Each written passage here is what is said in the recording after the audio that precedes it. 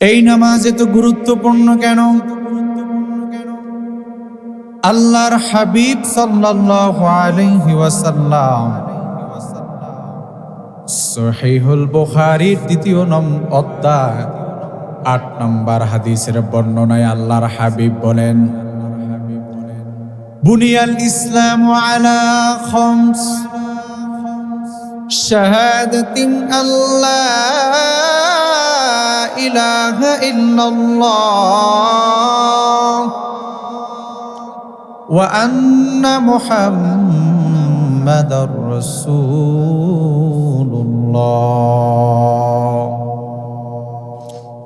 আল্লাহর হাবিব বলেন, শুনো রে, যেই দিন যেই ধর্ম তোমরা পালন করছো, এই ধর্মের বুনিয়াদ হচ্ছে ৫টি। কয়টি?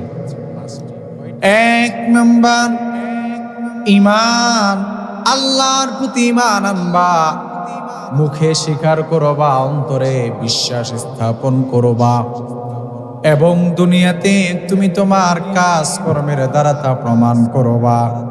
একটু আমার প্রিয় ফটিকছড়িবাসী গলার সব টুকাওয়াজ ছেড়ে দিয়ে বলুন তো, ইসলাম অর্থ কি? না, হয়নি। এই যে একটা ভুল তথ্য আমরা জানি, ইসলাম অর্থ শান্তি। কে বলেছে? সালাম অর্থ শান্তি। সালাম অর্থ কি? শান্তি। ইসলাম শব্দের অর্থ হচ্ছে আত্মসমর্পণ করা। আত্মসমর্পণ করা। ইসলাম অর্থ হচ্ছে আপনি আত্মসমর্পণ করবেন রবের কাছে, সারেন্ডার করবেন রবের কাছে। যখনই আপনি পড়বেন লা ইলাহা ইল্লাল্লাহু মুহাম্মাদুর রাসূলুল্লাহ, তখন আপনি বলেছেন, আল্লাহ আমি তোমাকে রব, এক রব হিসাবে তোমাকে স্বীকার করছি। তুমি ছাড়া আমার আর কোনো বিধানদাতা নেই, তুমি ছাড়া আমার উপরে আর কেউ আইন প্রণয়ন করার মতো কেউ নেই। মহান রব, তোমাকে আমি রব বলে স্বীকার করছি। তুমি আমার রব এবং তোমার হাবিব, যাকে তুমি দুনিয়াতে পাঠিয়েছিলাম আমার জন্য বার্তাবাহক হিসাবে, সেই কলিজার টুকরা নবী আমার, তিনি আমার নবী। আল্লাহর দরবারে আপনি যদি এই 2টা জিনিস স্বীকৃতি দেন এবং এটাকে যদি আপনি অন্তরে লালন করেন, তার মানে আপনি দুনিয়ার সকল বিধান আপনি ত্যাগ করলেন। আপনি এখন আর আপনার নিজের মন গড়া মতো চলতে পারবেন না। আপনি আত্মসমর্পণ করলেন, আল্লাহ এবং তার নবী যা বলেছেন তাই আপনি মানতে বাধ্য। তার মানে ইসলাম শব্দের অর্থ কি? আত্মসমর্পণ করা। আর আত্মসমর্পণ 1 নাম্বার। ইসলাম 5 স্তম্ভের উপরে প্রতিষ্ঠিত। 1 নাম্বার, আপনাকে ঈমান আনতে হবে, আত্মসমর্পণ করতে হবে। কার পথে? আল্লাহর পথে। এরপরে 2 নাম্বার, ঈমান আনয়ন করার পরে প্রথম কাজ ওয়া ইকামিস সালাহ। ঈমান আনয়ন করার পরে আপনার কাজ হচ্ছে আপনি নামাজ আদায় করবেন। 1 নাম্বার ঈমান, 2 নাম্বার নামাজ, ওয়া ইতাইজ যাকাত, 3 নাম্বার যাকাত, ওয়াল হজ্জি 4 নাম্বার হজ, ওয়া সাওমি রমাদান 5 নাম্বারে হচ্ছে রমাদানের 30টি রোজা রাখা। আমার ভাইয়ারা, তাহলে আমরা জানলাম ইসলামের ভিত্তি কয়টি? 5টি। কিন্তু মূল আকর্ষণের বিষয় হচ্ছে ঈমান আনয়ন করার পরে প্রথম কাজ কি? নামাজ। আমার ভাইয়ারা, তাহলে আমরা জানলাম সহিহুল বুখারীর 2 নম্বর অধ্যায় থেকে 8 নম্বর হাদিস থেকে ইসলাম 5টি স্তম্ভের উপর প্রতিষ্ঠিত। এই 5টি হচ্ছে আমাদের কাজ। 2 নম্বরে আমরা জানলাম নামাজ। নামাজ কেন এত গুরুত্বপূর্ণ? এই নামাজ আমি এবং আপনি জানি, আল্লাহর নবী মেরাজের রজনীতে গিয়ে আমার আল্লাহ থেকে নিয়ে এসেছে। বিষয়টি তো এমন নয়। এই নামাজ পরম্পর নবী যারা যুগে যুগে এসেছিলেন তাদের মধ্য থেকে নামাজের প্রচলন ছিল। যেমন হযরতে আদম আলাইহিস সালাতু ওয়াস সালাম, সকলে আলাইহিস সালাতু ওয়াস সালাম পড়ে। হযরতে আদম আলাইহিস সালাতু ওয়াস সালাম, তিনি যখন দুনিয়াতে আল্লাহ পাক রব্বুল আলামিন ওনাকে স্ট্রাকচার হিসেবে সৃষ্টি করেছেন, যেহেতু দুনিয়াতে ওনার আগে কোনো মানুষ সৃষ্টি হয়নি, কিভাবে তিনি খাবেন, কিভাবে তিনি ঘুমাবেন, কিভাবে তিনি দুনিয়াতে চলাফেরা করবেন, কোন সৃষ্টির সাথে তিনি কিভাবে ব্যবহার করবেন, সেটা তো আদম আলাইহিস সালাম জানতেন না। আমরা তো যখন ছোট থেকে বড় হই, বাবা আমাদেরকে শিখিয়ে দেয়, বাবা এইভাবে বলবা, এইভাবে চলবা, এই মুরব্বীর সাথে তুমি এভাবে ব্যবহার করবা, ইনি তোমার চাচা লাগে, চাচার সাথে তুমি এভাবে ব্যবহার করবা। কিন্তু আদম আলাইহিস সালামের তো আর কেউ নেই। আমার আল্লাহ পাক রব্বুল আলামিন হযরতে আদমকে টোটালি সবকিছু চিত্রের মাধ্যমে শিখিয়ে দিয়েছেন। যখনই হযরত আদমের সবকিছু শিখানো হয়ে গিয়েছে, আল্লাহ পাক রব্বুল আলামিন হযরতে আদমকে আদেশ করলেন, আদম রে, আজ থেকে তুমি 2 রাকাত ফজরের সালাত তুমি আদায় করবা। সুবহানাল্লাহ। তার মানে হযরত আদম আলাইহিস সালামের শরীয়তে 2 রাকাত ফজরের নামাজ পড়া ফরজ ছিল। কয় রাকাত? 2 রাকাত। এরপরে হযরতে নূহ আলাইহিস সালামকে আল্লাহ পাক রব্বুল আলামিন দীর্ঘ 40 দিন পর্যন্ত মাছের পেটের মধ্যে রেখে আল্লাহ পাক পরীক্ষা করেছেন আল্লাহর নবীকে। হযরতে নূহ আলাইহিস সালাম দীর্ঘ 40 দিন পর্যন্ত মাছের পেটে থাকার পরে আল্লাহ পাক রব্বুল আলামিন যখন ওনাকে সেই মাছের পেট থেকে আল্লাহ পাক উদ্ধার করলেন, সেই সময়টি ছিল আসরের সময়। আল্লাহ পাক রব্বুল আলামিন তার নবীকে বললেন, নবী, আজ থেকে আপনি আসরের সময় যখন সূর্য ডুবে যাবে, ডুবো ডুবো অবস্থায় পৌঁছে যাবে, তখনই আপনি 4 রাকাত সালাত আদায় করবেন। তাই তো নূহ এবং ইউনূস আলাইহিস সালামের শরীয়তে 4 রাকাত আসরের নামাজ পড়া ফরজ ছিল। সুবহানাল্লাহ। আমার ভাইয়েরা, হযরত ইব্রাহিম খলিলুল্লাহ আমাদের কি জাতির পিতা? আমাদের কি নাকি অন্য কেউ? বাংলাদেশের মানুষের জাতির পিতা তো আলাদা। আমাদের জাতির পিতা হযরত ইব্রাহিম আলাইহিস সালাম। সকলে পড়েন আলাইহিস সালাম। নবীদের নাম শুনলে আলাইহিস সালাম পড়বেন। আমার নবীর নাম শুনলে সাল্লাল্লাহু আলাইহি সাল্লাম। হযরত ইব্রাহিম খলিল, আল্লাহর পয়গম্বর, আমাদের জাতির পিতা। তিনি, আপনারা জানেন, নমরুদের অগ্নিকুণ্ডে নমরুদ ওনাকে 40 দিন পর্যন্ত আগুনে ফেললেন। 40 দিন পর্যন্ত সে অগ্নিকুণ্ডে তিনি ছিলেন। আল্লাহ পাক রব্বুল আলামিন তার খলিলুল্লাহকে এত সম্মান দিয়েছেন, আগুনকে আমার আল্লাহ পাক রব্বুল আলামিন আগুনের সকল তাপ আমার আল্লাহ পাক বন্ধ করে দিয়েছে। সুবহানাল্লাহ। সেখানে আল্লাহ পাক জান্নাতের হাওয়া চালু করে দিয়েছে। ইব্রাহিম খলিলুল্লাহকে ঠান্ডাও স্পর্শ করে না, ইব্রাহিম খলিলুল্লাহকে গরম স্পর্শ করে না। নাতিশীতোষ্ণ আবহাওয়া সে অগ্নিকুণ্ডের মধ্যে আমার আল্লাহ পাক জারি করে দিলেন। দীর্ঘ 40 দিন পরে ইব্রাহিম খলিলুল্লাহ যখন সে অগ্নিকুণ্ড থেকে মুক্তি পেলেন, সেই সময়টা ছিল জোহরের সময়। আল্লাহ পাক রব্বুল আলামিন ইব্রাহিম খলিলুল্লাহর উপরে সেই সময় 4 রাকাত ফরজ নামাজ পড়ার জন্য বিধান জারি করলেন। সেই সময়টা ছিল জোহরের সময়। সেই সময়টা কি ছিল? জোহরের সময়। হযরতে মূসা আলাইহিস সালাম তিনি বনী ইসরাইলের এক বিশাল বাহিনী নিয়ে, প্রায় 6 লক্ষ বনী ইসরাইলকে নিয়ে ফিরাউনের তাড়া খেয়ে তিনি যখন সাগর পাড়ি দিয়ে তার অবস্থানে তিনি অবস্থান করেছেন, আল্লাহ পাক রব্বুল আলামিন আসমান থেকে তাদের জন্য মান্নাস সালোয়ার ব্যবস্থা করেছেন, খাবারের ব্যবস্থা করেছেন।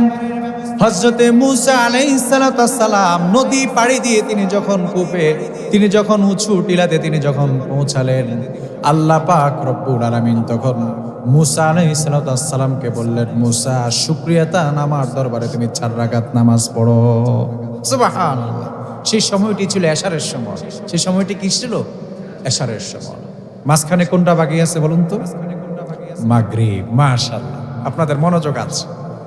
আমার ভাইয়েরা, আল্লাহর আরেকজন নবী, আল্লাহর পয়গম্বর হযরতে ঈসা আলাইহিস সালাম, ইহুদিরা ওনাকে ষড়যন্ত্র করে মারার জন্য বিভিন্নভাবে প্ল্যান করছে।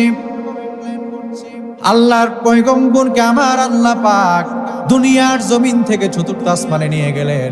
ইহুদিদের ষড়যন্ত্র থেকে আল্লাহ পাক তাকে হেফাজত করলেন। হেফাজত করার পরে আল্লাহ পাক রব্বুল আলামিন তার পয়গম্বরকে চতুর্থ আসমানে নিয়ে বললেন, ও আমার পয়গম্বর, তুমি 3 রাকাত নামাজ পড়ে আমার দরবারে তুমি শুকরিয়া আদায় করো, শুকরিয়া আদায় করো। সুবহানাল্লাহ। যার কারণে ঈসা আলাইহিস সালাম তিনি যে সময় আল্লাহ সেই চতুর্থ আসমানে চলে গেলেন, সেই সময়টি ছিল মাগরিবের সময়। সেই সময়টি কোন সময় ছিল? মাগরিবের সময়। তাহলে 5 ওয়াক্ত নামাজ 5 নবীর শরীয়তের মধ্যে পাওয়া যায়।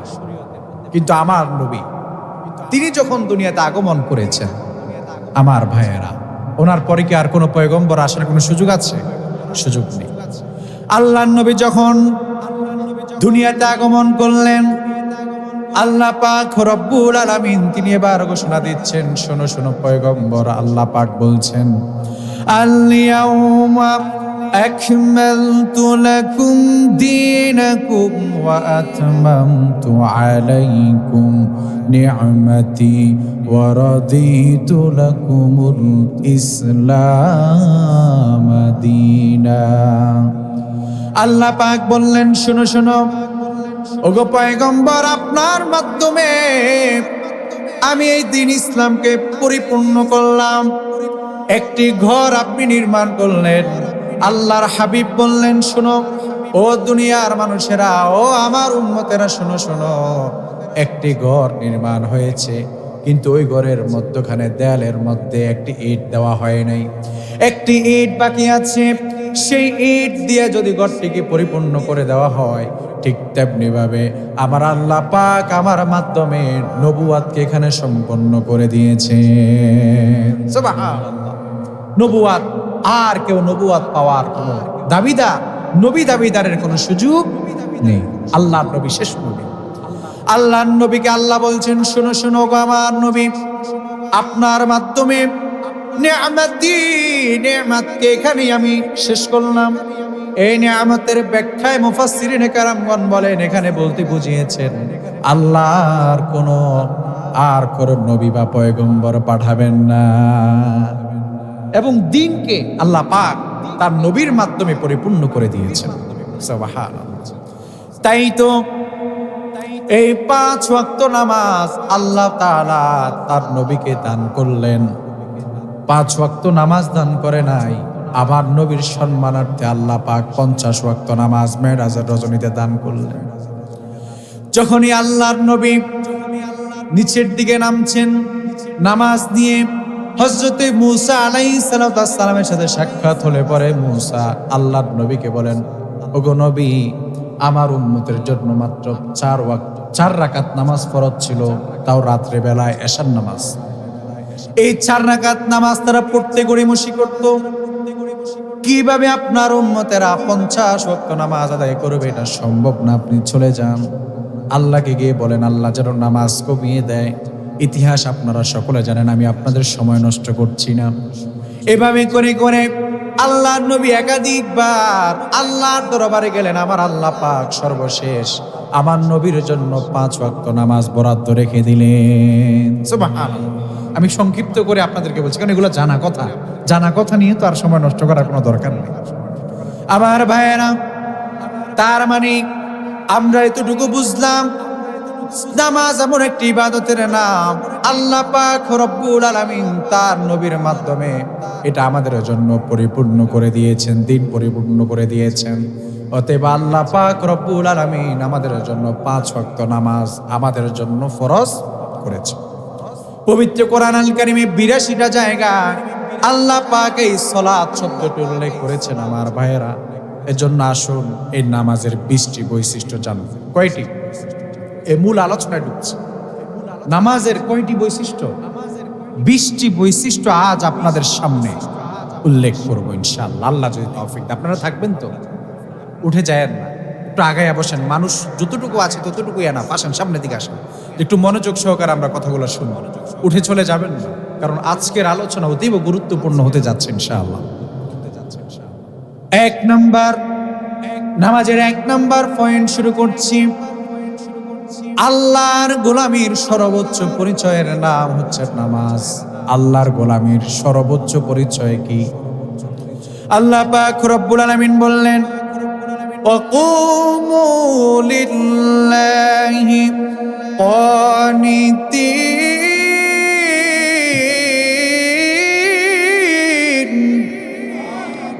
আল্লাহ পাক রব্বুল আলামিন বলেন, শুনো শুনো শুনো, ওই হে জগৎবাসী, যখন তোমরা নামাজের মধ্যে দাঁড়াবা, সাবধান, নামাজের মধ্যে যেন নেতাগিরি না থাকে, নামাজের মধ্যে যেন অহংকারিত্ব না থাকে, নামাজের মধ্যে যেন তোমার দাপটদারিত্ব না থাকে। ও হে দুনিয়ার মানুষেরা, নামাজের মধ্যে যখন দণ্ডায়মান হবা, তখন তোমার গুণাবলী হবে এমন, বিনয়ের সাথে সাবধান নামাজের মধ্যে দাঁড়াতে হবে। বেয়াদফের মতো সাবধান চাইও, নামাজের মধ্যে দাঁড়িও না। বিনয়ের সাথে নামাজে দাঁড়াবা, এটা আল্লাহর গোলামীর সর্বোচ্চ পরিচয়। মাথাটাকে নুয়ে, এর জন্য যখন আমরা নামাজে দাঁড়াই, দেখুন বিনয়ের কত সিস্টেম আল্লাহ পাক নামাজের মধ্যে রেখে দিলেন। আমরা আল্লাহু আকবার, যখনই আমরা আল্লাহর দরবারে দাঁড়ালাম, একজন আসামি যখন পুলিশের দরবারে দাঁড়িয়ে যায়, আপনার সামনে আপনি অপরাধ করেছেন, অপরাধ করার পর থানা থেকে পুলিশ এসেছে, আপনি সোজা হয়ে দাঁড়িয়ে গেলেন। দাঁড়িয়ে যাওয়ার পরে আপনি থানার ওসির সামনে অথবা পুলিশের সামনে, কনস্টেবলের সামনে আপনি নিজেকে স্যালেন্ডার করছেন। এভাবে আল্লাহ পাক রব্বুল আলামিনের দরবারে যখন আপনি দাঁড়াচ্ছেন, সর্বপ্রথম আল্লাহর দরবারে আপনি স্যালেন্ডার করছেন। এরপরে আল্লাহ পাক রব্বুল আলামিন, আপনার পুলিশ আপনাকে ধরে হ্যান্ডকাপ বাঁধলো হাতে, আপনিও আল্লাহর দরবারে দাঁড়াচ্ছেন এভাবে করে, যেন আপনি একজন আসামি হয়ে দাঁড়ালেন। আপনার অপরাধ বোধের কথা চিন্তা করবেন, দৈনন্দিন জীবনের সকল অপরাধের কথা চিন্তা করার পর আপনি দেখছেন আপনার সারা জীবনের সকল কর্মফলগুলা, বেশিরভাগ অপরাধ আপনার, মাথাটাকে নিচের দিকে দিয়ে দিলেন আর এমন ভাবে দাঁড়ালেন যেন আপনি একজন অপরাধী। আল্লাহ বলছেন, তুমি ঠিক সেভাবেই দাঁড়াবা, সাবধান, অলস ভাবে দাঁড়াবা না, দাম্ভিক ভাবে দাঁড়াবা না, গলাকে উঁচু করে দাঁড়াবা না, এমনি দাঁড়াবা না। সাবধান, তোমার মধ্যে যেন বিনয়ী প্রকাশ পায়, বিনয়ী ভাবে তুমি নামাজের মধ্যে দাঁড়াবা। আল্লাহু আকবার। এরপরে আমরা কি করলাম? মাথাটাকে আল্লাহর দরবারে অবনত করলাম। এরপরে আল্লাহ পাক রব্বুল আলামিনের দরবারে আমরা আরো কাছাকাছি যাওয়ার জন্য সেজদায় চলে গেলাম।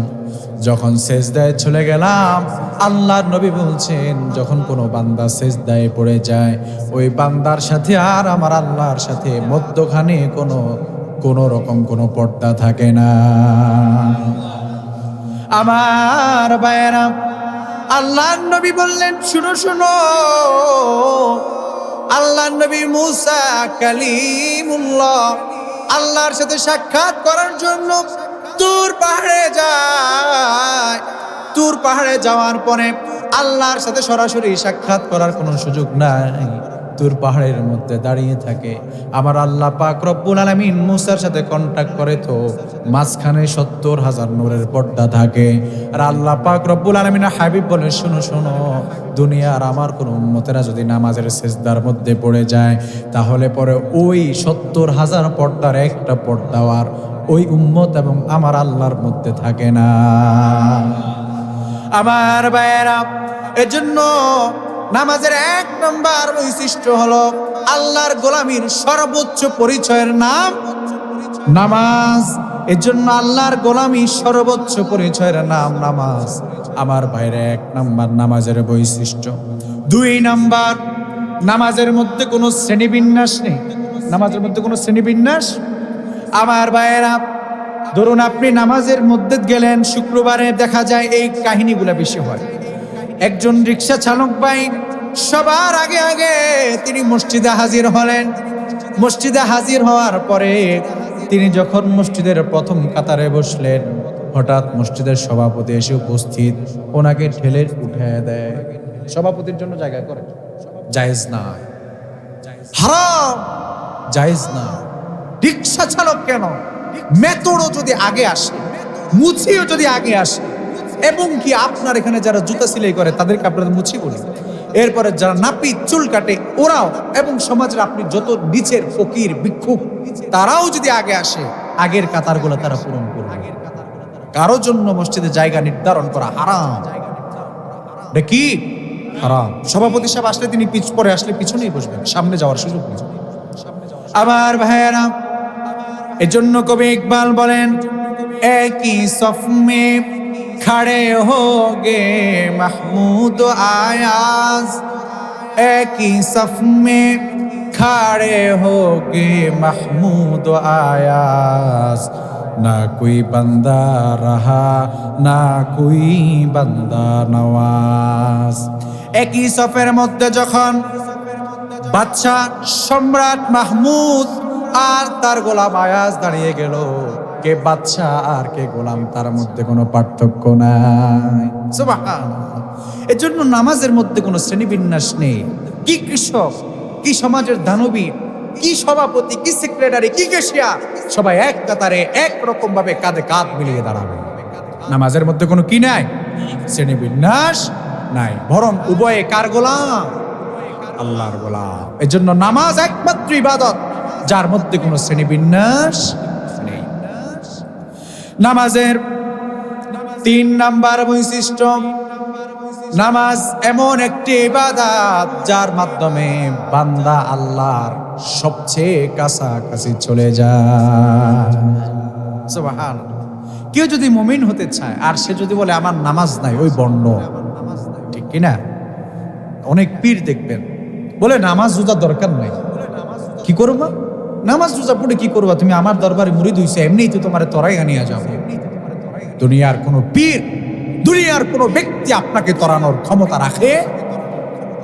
আমার ভাইয়ারা, নামাজ এমন একটি ইবাদত, শুনো শুনো, নামাজ আল্লাহর কাছে সবচেয়ে বেশি কাছাকাছি নামাজের মাধ্যমে আল্লাহর বান্দার আল্লাহর কাছে চলে যায়। আগেই বলেছিলাম, বান্দা যখন সেজদা দেয় তাহলে পরে আমার আল্লাহর সবচেয়ে নিকটবর্তী হয়ে যায়। হযরতে মূসা এবং কি পূর্বের সকল নবীরা, এমন এমন পয়গম্বর এসেছেন, তারা সবসময় আল্লাহর দরবারে কাঁদতেন, ওগো আল্লাহ, আপনি আমাকে শেষ নবীর উম্মত হিসাবে কবুল করে নেন। সুবহানাল্লাহ। যদি আপনি আমাকে শেষ নবীর উম্মত হিসাবে কবুল করে নিতেন, আল্লাহ, কত না দামি হতাম আমরা। আল্লাহর নবী ঈসা, আল্লাহ তো তার দোয়া কবুলই করলেন। এজন্য ঈসা আলাইহিস সালাতু ওয়াস সালাম কিয়ামতের পূর্বে তিনি যখন আবার দুনিয়াতে আবির্ভাব হবেন, আমার ভাইয়েরা, তিনি নিজস্ব কোনো শরীয়ত নিয়ে আবির্ভাব হবেন না, নিজস্ব কোনো বিধান নিয়ে আবির্ভাব হবে না, বরং তিনি যখন দুনিয়াতে আগমন করবেন তখন তিনি আমার নবীর শরীয়ত অনুযায়ী তিনি জীবন যাপন করবেন। হযরত ঈসা আলাইহিস সালাতু ওয়াস সালাম তিনিও দোয়া করতেন, আল্লাহ, তোমার কাছে আমি একটা জিনিস চাই, তুমি আমার এই চাওয়াটা পূরণ করো। আল্লাহ বললেন কি? বললেন, আমি শুধু আখেরি পয়গম্বরের উম্মত হতে চাই। আল্লাহ তাআলা তার সে চাওয়াকে পূর্ণ করেছে। এজন্য আসুন, নামাজ একমাত্র পদ্ধতি যার মাধ্যমে বান্দা আল্লাহর সবচেয়ে নিকটবর্তী হয়। 4 নাম্বার নামাজের বৈশিষ্ট্য, নামাজ 5 ওয়াক্ত নামাজ, এটা প্রত্যেক মুসলমান নরনারীর উপরে ফরজ। 5 ওয়াক্ত সালাত এটা প্রত্যেক মুসলমান নরনারীর উপরে কি? হ্যাঁ। যদি আপনি অসুস্থ হয়ে যান তখনও নামাজ এমন একটি ইবাদত, আমি আপনাকে কি বলে বোঝাবো? দেখুন, আপনার অর্থ আছে, অঢেল টাকা পয়সা আছে, কিন্তু আপনার শরীরের সামর্থ্য নাই, আপনার উপর হজ ফরজ না। হজ কি না? ফরজ না। আপনার অনেক কোটি কোটি টাকা আছে, কিন্তু আপনার শরীরের সামর্থ্য নাই, আপনার হজ করতে হবে না। আমার ভাইয়েরা, হজ আপনার জন্য ছাড় দিয়েছে। রোজা আপনি রাখতে পারছেন না, ফিদিয়া দিলে আদায় হয়ে যাবে। আপনি অসুস্থ, মুসাফির, অনেক ক্ষেত্রে ছাড় আছে। তো নামাজ এমন একটি ইবাদত, এটা কোনো ক্ষেত্রে কোনোভাবে ছাড় দেওয়ার কোনো সুযোগ নাই। আপনি অসুস্থ হলে পরে আপনার যদি সতরও ভঙ্গ হয়ে যায়, অসুস্থ আপনার পা, এখানে পছন্দ রয়েছে, কাপড় লাগলে পরে সমস্যা, এই জন্য আপনাকে ডাক্তারের পরামর্শ অনুযায়ী কাপড় উপর রাখতে হয়। ইসলামী শরীয়ত আপনাকে ছাড় দিয়েছে। এইভাবে করে করে ইসলামী শরীয়ত অনেক ক্ষেত্রে আপনাকে ছাড় দিয়েছে। কিন্তু নামাজ এমন একটি ইবাদত, আপনি যদি দাঁড়িয়ে পড়তে না পারেন বসে পড়েন, বসে যদি না পড়েন শুয়ে পড়েন, শুয়ে যদি না পারেন আপনি ইশারায় হলেও সালাত আদায় করতে হবে। একমাত্র পাগলের জন্য, মাতালের জন্য, যার সেন্স নাই, তার জন্য নামাজ মা। এই ছাড়া আপনার মাথা যতক্ষণ পর্যন্ত ঠিক আছে এবং আপনার শরীরের যতক্ষণ পর্যন্ত ততটুকু পরিমাণ শক্তি সামর্থ্য আছে, যতক্ষণ পর্যন্ত আপনি ইশারায় হলেও সালাত আদায় করতে পারবেন, ততক্ষণ পর্যন্ত নামাজ আপনাকে আদায় করতেই হবে। আপনি যদি মুসাফির হন, তখন আপনার জন্য কসরের ব্যবস্থা আছে, তখন আপনার জন্য নামাজের ছাড় নাই আমার ভাইয়েরা। এজন্য আমার এই কথাটা আমার প্রিয় যুবক ভাইদেরকে বলছি, মা বোনদেরকে বলছি, বৃদ্ধ বাবাজিদেরকে বলছি, শীতের দোহাই দিয়ে আমরা প্রতিদিন ফজরের সালাত কাজা করছি। এভাবে করে করে আমরা খেলাধুলার দোহাই দিয়ে আসরের সালাত কাজা করছি। একের পর এক কাজের অজুহাত দেখিয়ে, ব্যবসার অজুহাত দেখিয়ে অনেক ভাইরা আছেন সপ্তাহে একদিন হাজিরা দেয়। বললাম ভাই, সপ্তাহে 7 দিন প্রতি যদি এক ওয়াক্ত করে নামাজ দেখতাম তো মনটারে শান্তিতে রাখতাম, সান্ত্বনা দিতাম। বলে হুজুর আমার এত ব্যস্ততা, শুক্রবার ছাড়া আমার আর কোনো সুযোগ নাই মসজিদে আসারে, আছে না নাই? আমার ভাইয়েরা, অথচ নামাজ এমন একটি ইবাদতের নাম, নামাজ ছাড়া আপনি পূর্ণাঙ্গ মুমিন মুসলমান হওয়ার কোনো সুযোগ না। আমার ভাইয়েরা আর মা বোনেরা যারা আছেন, মাস জনিত যেহেতু তাদের একটা রোগ আছে, অসুস্থতা আছে, সেই সময়টা ব্যতীত তাদের বাকি সময় তারা নামাজ আদায় করবে। সে অসুস্থতা যদি তাদের শুরু হয়ে যায়, তারপরে তাদের জন্য সালাত মাফ, এটা শুধুমাত্র মহিলাদের জন্য। আমার ভাইয়েরা, এজন্য নামাজ এমন একটি ইবাদত, যে নামাজ প্রত্যেক মুসলমান নরনারীর উপরে ফরজ। নামাজের 5 নম্বর বৈশিষ্ট্য, কিয়ামতের দিন সবার আগে নামাজের হিসাব হবে। কিয়ামতের দিন সবার আগে কিসের হিসাব হবে? নামাজের হিসাব হবে। আল্লাহ পাক রব্বুল আলামিন পবিত্র কোরআন আল কারিমে বললেন, শুনো শুনো দুনিয়ার মানুষ, কুল্লু মান আলাইহা ফান।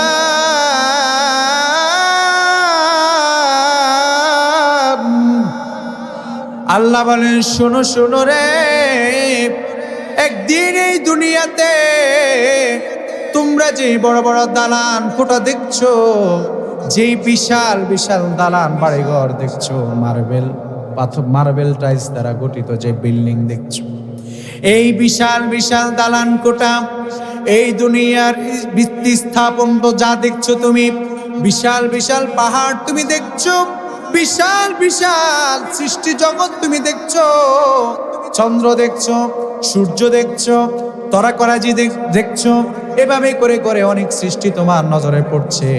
আল্লাহ পাক বললেন, শুনো রে, এমন একটা সময় আসবে, যে সময় আসলে এর কোনো কিছুই থাকবে না, সব ধ্বংস হয়ে যাবে, সব ধ্বংস হয়ে যাবে, তুমিও থাকবে না, আমিও থাকবো না।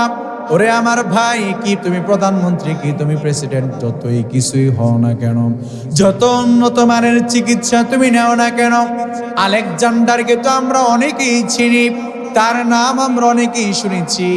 এই আলেকজান্ডার, তিনি প্রধানমন্ত্রী ছিলেন। তিনি বললেন, শোনো শোনো, আমার মৃত্যুর পূর্বে আমি তোমাদেরকে 3টি নসিহত করে যাই। মন্ত্রীকে ডাক দিয়ে বললেন, মন্ত্রী বললেন, কি কি নসিহত আপনি করবেন, কি কি ওসিয়ত আপনি করবেন?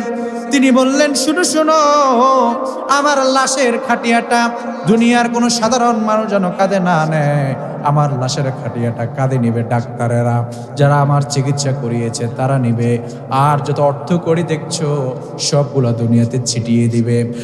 আর তোমরা আমাকে যখন কবরের দিকে নিয়ে যাবে, তখন তোমরা কফিনের বাইরে আমার 2টা হাত তোমরা বের করে দিবে। সাবধান, আমার এই ওসিয়তের যেন বরখেলাফ না হয়ে যায়। আমার ভাইয়ারা, দুনিয়া লোভীরা বলে, দেখ দেখ আলেকজান্ডার কত লোভী, দুনিয়া থেকে চলে যাওয়ার পরেও তার চাহিদার শেষ নাই, 2খানা হাত পেতে পেতে চায়। আর আল্লাহ রব্বুল আলামিনকে যারা স্বীকার করে, যারা এটার মধ্যে শিক্ষা খোঁজে, তারা বলে, দেখ দেখ আলেকজান্ডার প্রধানমন্ত্রী হওয়ার পরেও কবরে যাওয়ার সময় কিচ্ছু নিয়ে যেতে পারে না, বরং সে খালি হাতে ফিরছে। আমার ভাইয়েরা, দুনিয়ার অর্থ করি সব কিছু আজ দুনিয়াতে পড়ে আছে, কিচ্ছু নিয়ে যেতে পারছে না। আমার ভাইয়েরা, দুনিয়ার মানুষগুলোকে দেখাচ্ছেন, আলেকজান্ডার শিখাচ্ছেন, এরে দুনিয়ার মানুষ দেখ, এই যে ডাক্তাররা যারা আমার কফিন কাঁধে নিয়েছে, এরা সকলে মিলে চেষ্টা করেও আমাকে বাঁচাতে পারে নাই। আমার ভাইয়েরা, আজকে তো গতকাল আমাদের দেশের সাবেক 3বারের প্রধানমন্ত্রী দুনিয়া থেকে চলে গেলেন। কি নিয়ে তিনি চলে গেলেন বলুন? আপনার এলাকার কলিমুদ্দি মারা গেল, সে কি নিয়ে গেল? তার অবস্থা যেটা, তিনি প্রধানমন্ত্রী হলেও তার অবস্থা সেটাই হলো। আমার ভাইয়েরা, এজন্যই আমাদেরকে বুঝতে হবে একদিন দুনিয়াতে আমি থাকবো না, আপনি থাকবেন না, এবং কি একদিন এই দুনিয়াও থাকবে না। এই দুনিয়াও তার গতিবেগ হারিয়ে ফেলবে, সব একদিন ধ্বংস হয়ে যাবে। কিন্তু আল্লাহ পাক রব্বুল আলামিন বলছেন, শোনো রে, একজনের কোনো লয় নাই, ক্ষয় নাই। আল্লাহ বলেন, ওয়ায়াবকা ওয়াজহু রাব্বিকা যুল জালালি ওয়াল ইকরাম। আল্লাহ বললেন, শোনো, সব ধ্বংস হয়ে যাবে, একমাত্র একজন থাকবেন। গলার সব আওয়াজ ছেড়ে দিয়ে বলুন, তিনি কে? আরো জোরে পড়েন, তিনি কে? আল্লাহ বলেন, শোনো শোনো, সব ধ্বংস হয়ে যাবে, শুধুমাত্র আল্লাহ থাকবেন, আর কেউ থাকবে না। সব ধ্বংস হয়ে যাবে, দুনিয়ার মানুষগুলো, দুনিয়ার সৃষ্টি জগৎগুলো তোলা হয়ে যাবে। আমার ভাইয়ারা, সেদিন আমরা কাল কিয়ামতের মাঠ যেদিন কায়েম হয়ে যাবে, সেদিন আমরা সকলে আল্লাহর দরবারে দাঁড়াবো। কে প্রধানমন্ত্রী, কে নেতা, কে কি, আলাদা কোনো শ্রেণী বিন্যাস নেই। সকলে সেদিন আল্লাহর দরবারে দাঁড়াবে, বিচার কার্যালয় শুরু হবে। আল্লাহ পাক রব্বুল আলামিন প্রথমেই তিনি নামাজের হিসাব নিবেন। আমার ভাইয়েরা, আল্লাহর নবী সাল্লাল্লাহু আলাইহি ওয়াসাল্লাম তিরমিজি, নাসাই, আবু দাউদের মধ্যে হাদিসটি পেয়ে যাবেন। হযরত আবু হুরায়রা সাইয়্যিদুল মুহাদ্দিসিন, হযরত আবু হুরায়রা রাদিয়াল্লাহু তাআলা আনহু থেকে বর্ণিত, তিনি বলেন, ইন্না আউয়ালু মা ইউহাসাবু বিহিল আবদু ইয়াওমাল কিয়ামাতি মিন আমালিহি সালাতু। কিয়ামতের দিন সকল হিসাব নিকাশের পূর্বে আমার আল্লাহ নামাজের হিসাব নিবেন। এখন দুনিয়ার অনেকেই বলে, হুজুর, তাহলে কি কিয়ামতের দিন আল্লাহ পাক রব্বুল আলামিনের দরবারে যখন দাঁড়াবো, তখন কি আমার আল্লাহ আমল নামাগুলো দেখে দেখে দেখে দেখে যাচাই বাছাই করবে নাকি কার জীবনে কি নামাজ কাজা হয়েছে? না না, আল্লাহ রব্বুল আলামিন যখন তিনি সিংহাসনকে অলঙ্কিত করবেন, সেখানে তিনি যখন বসবেন, তখন দুনিয়ার কোটি কোটি মানুষ যখন হাসরের ময়দানে দাঁড়ানো থাকবে, তখন একদল মানুষ ওনাকে দেখা মাত্র আল্লাহ রব্বুল আলামিন যখন সিংহাসনে বসবেন, আল্লাহ রব্বুল আলামিনকে দেখা মাত্র তারা সেজদায় অবনত হয়ে যাবে। তারা যখন সাথে সাথে আল্লাহ রব্বুল আলামিনের দরবারে সেজদা তারা দিয়ে দিবে। আর যারা নফরমান, নামাজ পড়ে নাই, তাদের পেটগুলা কাঠের ন্যায় শক্ত হয়ে যাবে, তারা শত চেষ্টা করলেও পরে সেজদা দিতে পারবে না। শুধুমাত্র এতটুকুর উপরে ভিত্তি করে আল্লাহ পাক রব্বুল আলামিন প্রথম পর্বে এই নামাজীদেরকে আল্লাহ পাক রব্বুল আলামিন জান্নাতে পাঠিয়ে দিবে। তাহলে নামাজীদের হিসাব প্রথমে এইভাবেই হবে। আমার ভাইয়েরা, আল্লাহর হাবিব আরো বলেছেন, ফাইন সলুহাত ফাকাদ আফলাহা ওয়া আনজাহ। যদি তোমরা নামাজের হিসাবের মধ্যে আটকে যাও, তাহলে পরে সতর্ক হয়ে যাও, তোমার জীবন ধ্বংস, তুমি পদে পদে তুমি আটকাতে থাকবে। নামাজের হিসাবে যদি তুমি আটকে যাও, তাহলে মনে রেখো, পদে পদে আরো যে হিসাবগুলো আছে সেগুলা সবগুলোতে তুমি আটকে যাও। আমার ভাইয়া, এজন্য নামাজ অতীব গুরুত্বপূর্ণ, অতীব গুরুত্বপূর্ণ ইবাদত। তাহলে আমরা নামাজের 5 নম্বর বৈশিষ্ট্য জানলাম। কিয়ামতের ময়দানে সবার আগে কিসের হিসাব হবে? নামাজের হিসাব হবে। 6 নম্বর, নামাজ ছেড়ে দেওয়া এটা জাহান্নামে যাওয়ার সবচেয়ে প্রধান কারণ। নামাজ ছেড়ে দেওয়া এটা জাহান্নামে যাওয়ার সবচেয়ে প্রধান। আবার ভাইয়েরা, কথাটি আমার নয়, পবিত্র কোরআন আল কারীমের সূরা আল কলম 68 নম্বর সূরা এর 42 এবং 43 নং আয়াত আপনি যদি পড়েন, তাহলে আল্লাহ পাক রব্বুল আলামিন কি বলছেন সেটা আপনি পেয়ে যাবেন। আল্লাহ পাক বলেন ইয়াউমা ইউকশাফু আন সাকিন ওয়া ইউদআউনা ইলাস সুজুদি ফালা ইয়াস্তাতিউন খাশিআতান আবসারুহুম তারহাকুহুম যিল্লাহ ওয়া ক্বাদ কানু ইয়াদউনা ইলাস সুজুদি ওয়া হুম সালিমুন। আল্লাহ বলে শুনো শুনো, সেদিন আল্লাহ বলবেন তোমরা সেজদায় লুটিয়ে পড়ো। তখন বেনামাজিরা তারা মাথা নত করে ফেলবে, তারা আল্লাহর দরবারে সেজদা দিতে পারবে না। ওই যে আমি আপনাদেরকে আগেই বলে দিলাম। এবং তাদের পিঠ কাঠের মতো যখন শক্ত হয়ে যাবে, আবার আল্লাহ পাক রব্বুল আলামিন তখন যারা সেজদায় অবনত হলো তাদেরকে তো জান্নাতে পাঠিয়ে দিবেন। আর যারা সেজদায় অবনত হতে পারলো না তাদেরকে আমার আল্লাহ পাক রব্বুল আলামিন ফেরেশতাদেরকে আদেশ করবেন, এদেরকে ধরে ধরে জাহান্নামের দিকে নিয়ে যান। তাহলে আমার ভাইয়েরা, জাহান্নামে যাওয়ার সবচেয়ে বড় কারণ হচ্ছে নামাজ না পড়া। জাহান্নামে যাওয়ার সবচেয়ে বড় কারণ হচ্ছে নামাজ না পড়া। আমার ভাইয়েরা, এটা হচ্ছে নামাজের 6 নম্বর বৈশিষ্ট্য। নামাজের 7 নম্বর বৈশিষ্ট্য, কিয়ামতের মাঠে এরা চরমভাবে লাঞ্ছিত হবে। বেনামাজিরা কিয়ামতের মাঠে বেনামাজিরা চরমভাবে লাঞ্ছিত হবে। 1 নম্বরেই তো প্রথমেই তো তারা লাঞ্ছিত হয়ে গেল, কারণ তারা সিজদা দিতে পারলো না। গোটা দুনিয়ার সকল মানুষের কাছে এরা অপমানিত অপদস্থ হয়ে গেল, তাদের মাথা নত হয়ে গেল। তাদের জন্য আল্লাহ পাক রব্বুল আলামিন সাকর নামক জাহান্নাম আল্লাহ পাক রব্বুল আলামিন সেখানে রেখে দিয়েছেন। এই সাকর নামক জাহান্নামের বর্ণনা কি একটু আপনাদেরকে দিচ্ছি। এই সাকর নামক জাহান্নাম কেমন? এই সাকর নামক জাহান্নামে আল্লাহ পাক রব্বুল আলামিন অনেক বিষাক্ত বিষাক্ত সাপ রেখেছেন। এই সাপগুলো কিরকম হবে আমার ভাইয়েরা? সাপগুলোর পুরো শরীরে আগুনের প্রজ্বলিত আগুন থাকবে। এই সাপগুলো এমন হবে যে এই সাপ যদি কাউকে একবার দংশন করে, একবার যদি শুধুমাত্র কামড় দেয়, তাহলে পর ওই বান্দার অবস্থা এমন হবে, একটা সাপের কামড়ে ওই বান্দা 500 গজ নিচে চলে যাবে। ওই সাপটি আবার কামড় মেরে ওই বান্দাকে 500 গজ নিচ থেকে উপরে তুলবে। এভাবে করে একাধিক সাপ ওই বান্দাকে ততক্ষণ পর্যন্ত দংশন করতে থাকবে যতক্ষণ পর্যন্ত ওই বান্দার পাওনা তাকে বুঝিয়ে দেওয়া হয়। আমার ভাইয়েরা, কিয়ামতের ময়দানে এরা কঠিনভাবে তাদের আল্লাহ পাক রব্বুল আলামিন তাদেরকে লাঞ্ছিত করবেন। আল্লাহ পাক রব্বুল আলামিন বললেন, ইয়াতাসাআলুনা আনিল মুজরিমিন।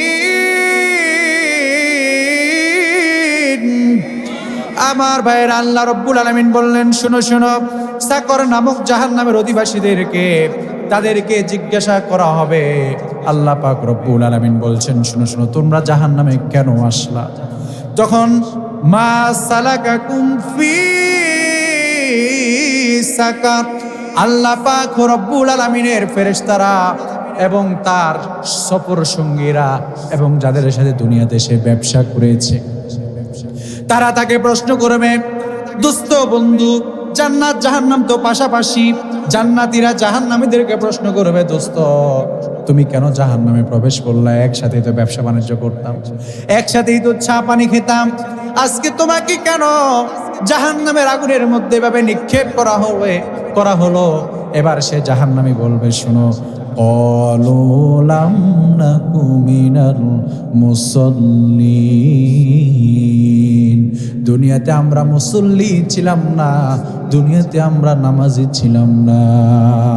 আল্লাহর ঘরে আজান হলে পরে বন্ধু তুমি দুনিয়ার কাজ ছেড়ে দিয়ে আল্লাহর ঘরে তুমি চলে গিয়েছো, কিন্তু আমার ঘরে আজান আমার কানে এসেছে, কিন্তু আমি কখনো এটার দিকে খেয়াল করি নাই, একবারের জন্য এটা মাথায় নিলাম না।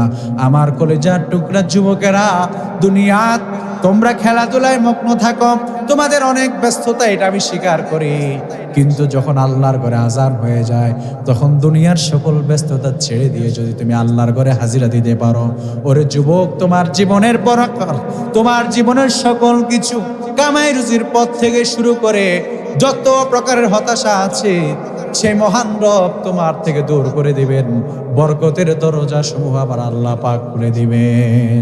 আমার অনেক মা বোনদেরকে দেখা যায়, যেহেতু প্রজেক্টরের মাধ্যমে মা বোনেরা শুনছেন, মা বোনদেরকে উদ্দেশ্য করে বলছি, মা বোনেরা যখনই আজান হয়ে যায় ঘরের কাজ করে অনেক মা বোনেরা জোহরের নামাজ আসরের সময় পড়ে, নামাজ হবে না, ওয়াক্ত মতো নামাজ আদায় করতে হবে, এটা ফরজ।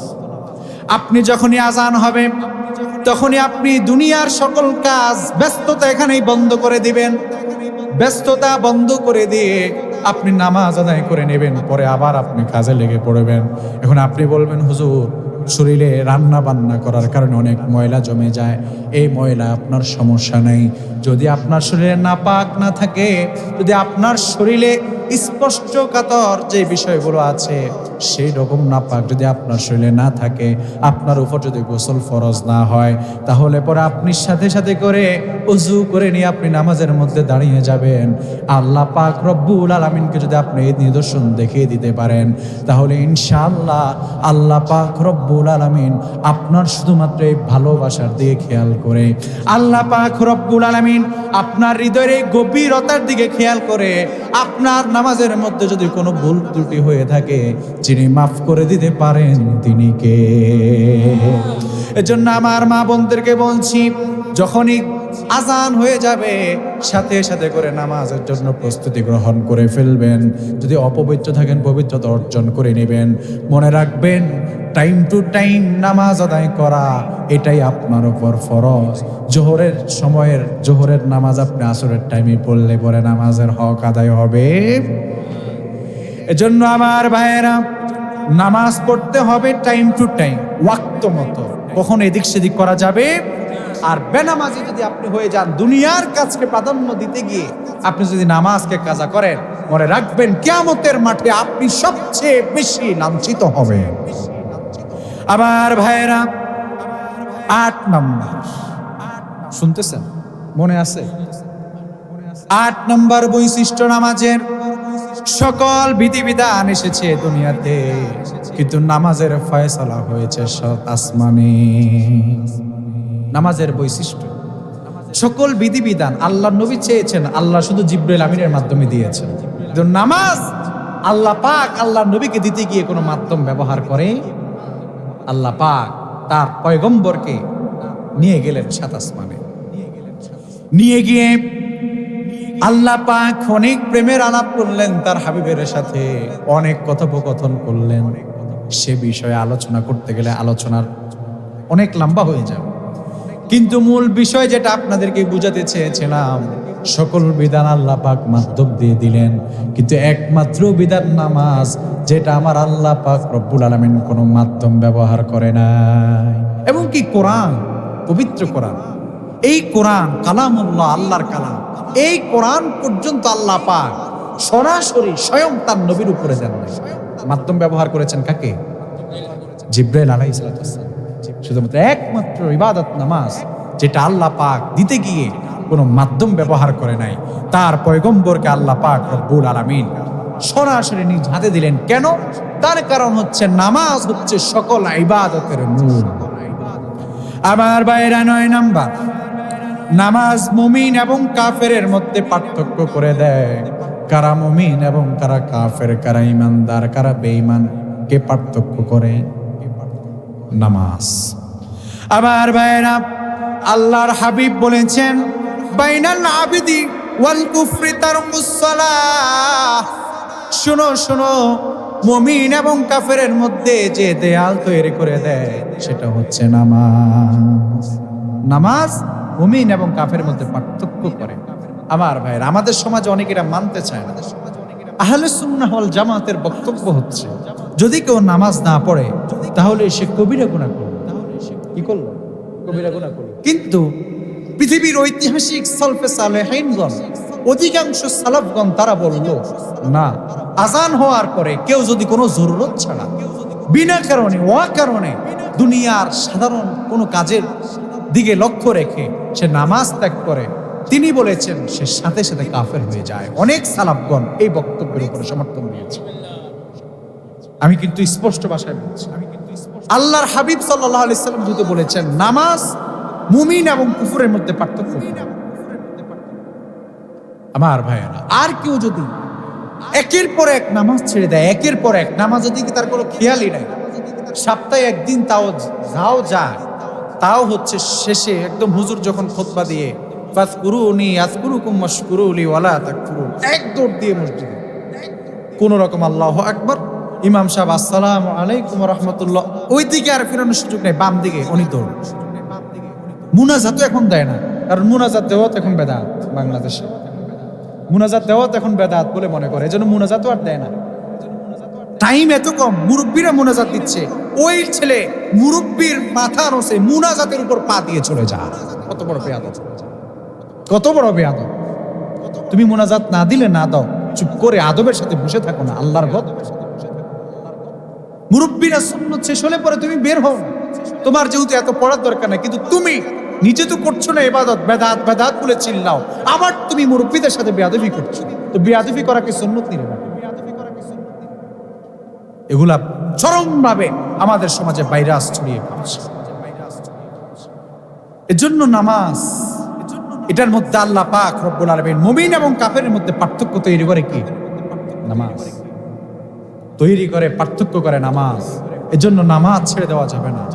নামাজ যদি ছেড়ে দেন, পরস্পর বারবার আপনি আল্লাহর, আচ্ছা আমি এবার আপনাদেরকে বলছি, আপনি একজন গোলামকে রাখছেন কাজের জন্য, একদিনের জন্য আপনি কোনো কাজের জন্য 700 টাকা দৈনিক হাজিরা দিয়ে আপনি তাকে নিয়ে আসলেন, আসার পরে আপনি দেখছেন তারে আপনি যেই কাজে বানাইলেন, যে কাজে আনলেন, সে সেই কাজ করতে পারেই না, বলুন তো আপনি কি তারে দিয়ে কাজ করাবেন? আল্লাহ তাআলা আপনার জন্য এত কিছু সৃষ্টি করলো, মহাকাশ, এই আকাশের বায়ুমণ্ডল, মেঘমালা সহ যা কিছু আল্লাহ পাক এই জমিনে আল্লাহ তাআলা আপনার জন্য সৃষ্টি করেছে। আপনি সেই রবের বান্দা হয়ে আপনি রবের দরবারে সিজদা দিচ্ছেন না, আবার আপনি মনে করছেন আপনি আল্লাহর বান্দা, আপনি আবার দাবি করেন আমি মুসলমান। মনে রাখবেন, এরকম হওয়ার কোনো সুযোগ, এরকম অপদার্থ বান্দা হওয়ার কোনো সুযোগ নাই আমার ভাইয়া। এজন্য নামাজের 9 নম্বর বৈশিষ্ট্য হচ্ছে নামাজ মুমিন এবং কাফেরের মধ্যে পার্থক্য তৈরি করে দেয়।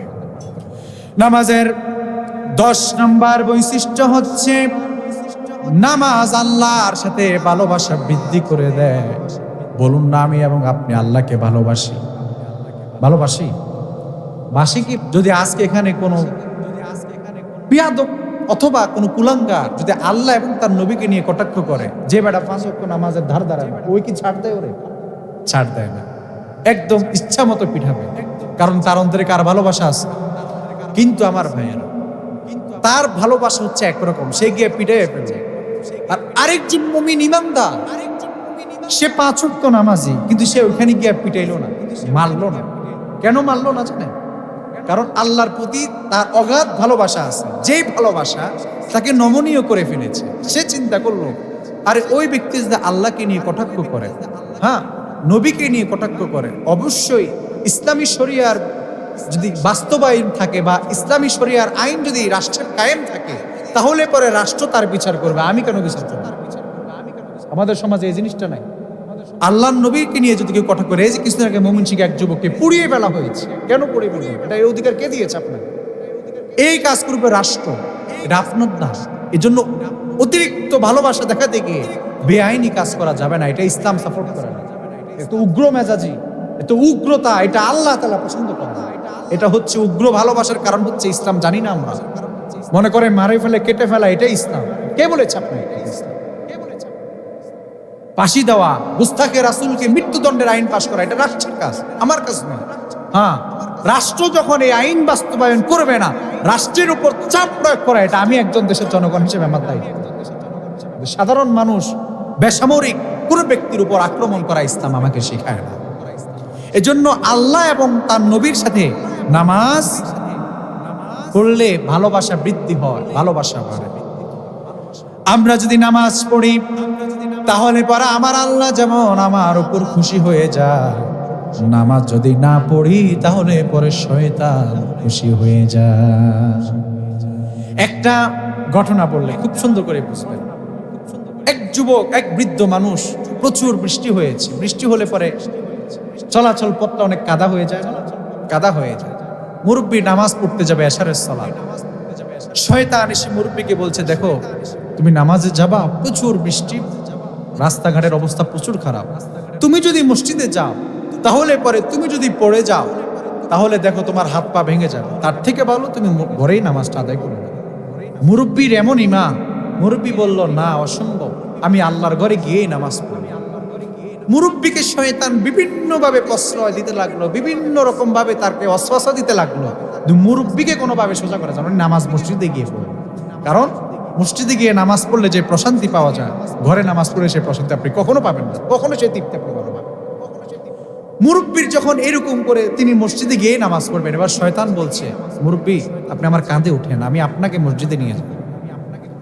শয়তানের কাঁধে মুরব্বী মসজিদে নিয়ে গেল। বাকি শয়তানরা তো মসজিদের সামনে দাঁড়ানো, বলতেছে, আশ্চর্য, তোমার কাজ হচ্ছে মুসল্লিরা মসজিদ থেকে ফিরাইবা, তুমি কাঁধে করে মুসল্লি মসজিদ আনতেছ, আজকে আসো বিচার হবে। সাগরের গভীরে তাদের মিটিং হলো, মিটিং এর মধ্যে তাকে ধরা হলো, এই তুমি কেন এই মুসল্লিকে মসজিদের মধ্যে কাঁধে করে নিয়ে এসেছো, তুমি তো মুসল্লিকে আরো ফিরাইবা। বলতেছে, দেখো এই মুরব্বীকে অনেক রকম ভাবে বুঝিয়েছি যে আজকের নামাজটা তুমি ঘরে পড়ো, কিন্তু এই কোনোভাবেই শুনবে না, এই মসজিদে নামাজ এসে নামাজ মসজিদেই পড়বে। তো চিন্তা করলাম যেহেতু এই মুরব্বী নামাজটা মসজিদেই পড়বে, প্রত্যেক কদমে কদমে যে সোয়াব পেত, এই সোয়াব থেকে তাকে বঞ্চিত করলাম, তাকে কাঁধে উঠায় মসজিদে নিয়ে গেলাম। দেখছেন, এটা হচ্ছে শয়তান। এটা হচ্ছে কি, একটু টাকা হলে পরে বলে দামি গাড়ি দাও, মসজিদে যেতে হবে, অথচ মসজিদে যাওয়ার সময় প্রত্যেক কদমে কদমে আল্লাহ পাক রব্বুল আলামিন আপনার আমল নামায় সওয়াব লিখতে থাকেন। শয়তান একজন মুমিনকে যদি নামাজ থেকে বিতাড়িত করতে পারে, শয়তান এতটাই খুশি হয়ে যায়। একজন সাহাবী এসে বললেন, ইয়া রাসূলুল্লাহ, আপনার বাকি 4 ওয়াক্ত নামাজ আমার ঠিকঠাক থাকে, কিন্তু মাঝে মাঝে ঘুমালে পরে আমার কেন জানি মনে হয় শয়তান আমার ঘুমটাকে এত গভীরে নিয়ে যায় যে আমার আর নামাজ ঠিক মতো পড়া হয় না। আল্লাহর নবী তখন বললেন, সাহাবী শুনো, নামাজ যদি ঘুমের কারণে কাজা হয়ে যায়, যখনই তোমার ঘুম ভাঙবে তখনই তোমার নামাজ, সেই নামাজ তুমি আদায় করে নিবে। সুবহানাল্লাহ। ফজর যদি ঘুমের কারণে কাজা হয়ে যায়, ওয়াক্ত আপনার সূর্য উঠে যায়, আপনার ঘুম যখন ভাঙবে আগে ওযু করে ফজর আদায় করে নেবেন। আসরের সময় আপনি ঘুমিয়ে গেছেন কোনো কারণে, নামাজের টাইমে দিক সেদিক হয়ে গেছে, ঘুম ভাঙার সাথে সাথে ওযু করে আগে নামাজ আদায় করে নেবেন ইনশাআল্লাহ। এই জন্য এটা খেয়াল রাখবেন, এবং এটা আপনার ফরজ হিসেবেই গণ্য হবে। ঘুমের কারণে যদি আপনার নামাজ কি হয়ে যায়, দিক সেদিক হয়ে যায়। আমার ভাইয়েরা, ইসলাম এমন একটি বিষয়ের নাম, শয়তান যখন আমরা দৈনিক ঘুমিয়ে যাই, আমাদের প্রত্যেকের সাথে একটি জিন আছে, সেই জিনের নাম হচ্ছে করিন। আল্লাহ পাক রব্বুল আলামিন পবিত্র কোরআন আল কারিমে যে জিনের পরিচয় দিচ্ছেন, করিনুম মিনাল জিন্নি ফাফাসাকু আন আমরি রব্বি। এই জিন সবসময় আমাদেরকে ফাসাদের দিকে ঠেলে দেয়। এই করিন নামক জিন আমাদের প্রত্যেকের সাথে আছে। রাত্রিতে যখন আমরা ঘুমিয়ে যাই, এই শয়তান আমাদের গাড়ির কিনারে এসে 3টা গিট্টা দেয় এবং বলে, আল্লাহর বান্দা, রাত অনেক লম্বা, তুমি ঘুমিয়ে যাও, তুমি ঘুমাতে থাকো। আর কোন মুমিন বান্দা যখন ওই ঘুম থেকে উঠে যায়, সাথে সাথে করে তার গাড় থেকে একটি গিট্টা খুলে যায়। যখন ওই বান্দা ওযু করে তখন দ্বিতীয় গিট্টা খুলে যায়। যখন ওই বান্দা আল্লাহর দরবারে নামাজের মধ্যে দণ্ডায়মান হয়ে যায়, তখন 3টা গিট্টা তার গাড় থেকে খুলে যায়, এবং আল্লাহ পাক রব্বুল আলামিন তার জীবনে হায়াতে বারাকা দান করে দেন।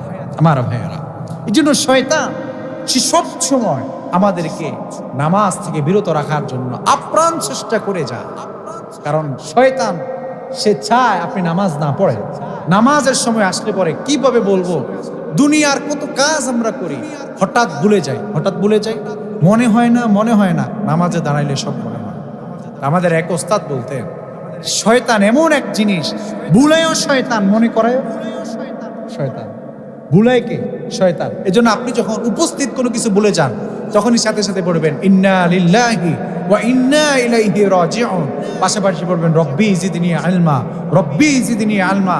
আমার প্রিয় পরীক্ষার্থী ভাইয়েরা, যখন পরীক্ষা দিতে যাও পরীক্ষার হলে, হঠাৎ তোমার কোনো প্রশ্ন উত্তর মনে পড়ছে না, সাথে সাথে পড়বা ইন্না লিল্লাহি ওয়া ইন্না ইলাইহি রাজিউন এবং রব্বি জিদনি ইলমা, রব্বি জিদনি ইলমা, এটা পড়ে পড়ে আল্লাহর দরবারে চাইবা, ইনশাআল্লাহ তোমার ভুলে যাওয়া বিষয় তোমার অচিরেই তোমার মাথায় ঢুকে যাবে। এজন্য আপনি যখন কোনো কিছু ভুলে যান, এটাকে মনে করার জন্য আল্লাহর আশ্রয় চাইবেন, কারণ ভুলিয়ে দেয় কে? ভুলিয়ে দেয় কে? আবার নামাজে দাঁড়ালে পরে মনে করিয়ে দেয় কে? শয়তান। এজন্য নামাজে দাঁড়ালে পরে শয়তান এগুলা দুনিয়ার যত অবুলা বিষয় আছে সব শয়তান আমাদের মাথায় ঢুকিয়ে দেয়। আমার ভাইয়েরা, এজন্য কাজী নজরুল ইসলাম বলেন, ঘুমাইয়া কাজা করেছ ফজর, তখনই জাগনি যখন জোহর, হেলায় খেলায় কেটেছে আসর, মাগরিবের ওই শুনি আজান, এখনো জামাতে হওরে শামিল, এখনো এসাতে আছে স্থান, বাজিছে দামামা বাদরে আমামা, শির উঁচু করি মুসলমান, দাওয়াত এসেছে নয়া জামানা, ভাঙা কেল্লায় নিশান। কাজী নজরুল আমাদের জাতীয় কবি। আর এই কাজী নজরুল ইসলাম, তিনি তার জীবনের একটি গুরুত্বপূর্ণ আমল ছিল, তিনি নামাজ আদায় করতেন। 5 ওয়াক্ত নামাজের তিনি ঠিক টাইমে সালাত আদায় করতেন এবং আল্লাহর একজন পেয়ারা বান্দা ছিলেন। আপনি আশ্চর্য হয়ে যাবেন, তিনি যে নবীর শানে কত সুন্দর সুন্দর গজল তিনি লিখেছেন। ত্রিভুবনের প্রিয় মুহাম্মদ এলো রে দুনিয়ায়, আয়রে সাগর আকাশ বাতাস দেখবি যদি, আয়রে সাগর দেখবি যদি। কাজী নজরুল ইসলাম লিখেছেন, তিনি যুবকদেরকে এভাবে নামাজের প্রতি আহ্বান করেছেন। এজন্য নামাজ আল্লাহর সাথে কি বাড়ায়? ভালোবাসা বৃদ্ধি করায়, আল্লাহর সাথে ভালোবাসা বাড়ায়। আমার ভাইয়েরা, নামাজ ছেড়ে আপনি কিভাবে থাকেন? জোহরের নামাজ যদি আপনি আদায় না করেন, জোহরের সালাত আপনি আদায় করলেন না, আপনি একবারের জন্য চিন্তা করলেন না আসরের আগে আপনার মৃত্যু আপনাকে গ্রাস করে নিতে পারে না? কিভাবে আপনি ফজরের সালাত আদায় করলেন না, জোহরের সালাত আপনার আদায় করার তৌফিক নাও তো থাকতে পারে। কেমন করে ঘুমাও তুমি, ও কেমন করে ঘুমাও তুমি, ফজর করে কাজা, এমনও তো হতে পারে জোহরে জানাজা। কেমন করে ঘুমাও তুমি, কেমন করে ঘুমাও তুমি, ফজর করে কাজা, এমনও তো হতে পারে জোহরে জানাজা।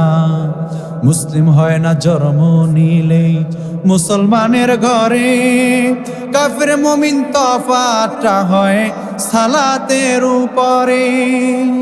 মুসলিম হয় না জন্ম নিলে মুসলমানের ঘরে, কাফের মুমিন তফাতটা হয় সালাতের উপরে। ওরে আবার জীবন গেলেও সালাত কবু, জীবন গেলেও সালাত কবু, হয় না যেন কাজা, এমনও তো হতে পারে জোহরে জানাজা, এমনও তো হতে পারে জোহরে জানাজা। কেমন করে ঘুমাও তুমি, কেমন করে ঘুমাও তুমি, ফজর করে কাজা, এমনও তো হতে পারে জোহরে জানাজা। কেমন করে ঘুমাও তুমি, ফজর করে কাজা, এমনও তো হতে পারে জোহরে জানাজা। বেনামাজের লাশ কবরে রাখিবে যখন, মাটির চাপে বাজরের হাট ভাঙিবে তখন।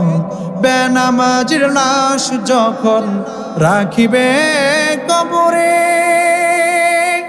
মাটির চাপে ভাঙিবে রে, মাটির চাপে ভাঙিবে রে পাজরের হাট তখন। বিষাক্ত ওই সাপের সবল, বিষাক্ত ওই সাপের সবল, বেনামাজির সাজা, এমনও তো হতে পারে জোহরে জানাজা, এমনও তো হতে পারে জোহরে জানাজা। বেনামাজি পাবে না হায় নবীর শাফায়াত, দুযোগ হবে শেষ ঠিকানা, দুযোগ হবে শেষ ঠিকানা, হাসর মিজান ফুলসিরাতে নেই তো কোনো যাজা, এমন তো হতে পারে জোহরে জানাজা। কেমন করে ঘুমাও তুমি, কেমন করে ঘুমাও তুমি, ফজর করে কাজা, এমন তো হতে পারে জোহরে জানাজা। আল্লাহু আকবার। আমার ভাইরা, আমরা যখন ফজরে দীর্ঘ সময় ঘুমিয়েছিলাম, আমার আল্লাহ এবার ডাক দেয়, বান্দারে এত লম্বা সময় ঘুমিয়েছিলি, আয় না একটু তোর সাথে কথা বলি। ফজরে আমার আল্লাহ ডাক দেন, ফজরের সালাত আদায় করলাম। আবার আল্লাহ যখন আবার জোহরের ওয়াক্ত হয়, আমার আল্লাহ আবার ডাক দেয়, বান্দা আসো না, অনেকটা সময় তো পার হয়ে গেছে, দুনিয়ার জন্য তো অনেক করলা, আয়। আমার ভাইরা, জোহরের সালাত আদায় করলাম। আবার যখন সূর্য হেলে গেল পশ্চিমে, আমার আল্লাহ বলে, আবার আয়, একটু তোমার সাথে আমি মোলাকাত করি। আমরা আবার যখন আসরের সময় আমরা উপস্থিত হয়ে গেলাম, আল্লাহ পাক রব্বুল আলামিন, এবার সূর্য ডুবে যাচ্ছে। আল্লাহ বলেন, শুনো রে, সূর্য তো ডুবে গেল, আবারও আসো, তোমার সাথে একটু কথা বলি। দুনিয়ার সকল ধর্ম আপনি যাচাই বাছাই করেন, কোন ধর্মে তাদের ইবাদতের জন্য এমনি আমার আল্লাহ পাক রব্বুল আলামিন ডাকার কোনো সিস্টেমই নাই। আমার আল্লাহ পাক যেমন ভাবে আমাদেরকে ডাকেন, দুনিয়ার কোনো ধর্ম তাদেরকে এমনি করে মসজিদের দিকে ডাকে না। এজন্য নামাজ হচ্ছে আল্লাহ এবং তার বান্দার মধ্যে একটা ভালোবাসা সৃষ্টি করে দেয়। আমার ভাইয়েরা, নামাজের 11 নাম্বার বৈশিষ্ট্য হলো, বেনামাজি জান্নাতের ঘ্রাণও পাবে না। জান্নাতে যাওয়া তো দূরের কথা, জান্নাতের যে একটা সুঘ্রাণ আছে, এই ঘ্রাণও বেনামাজির নাকে লাগবে।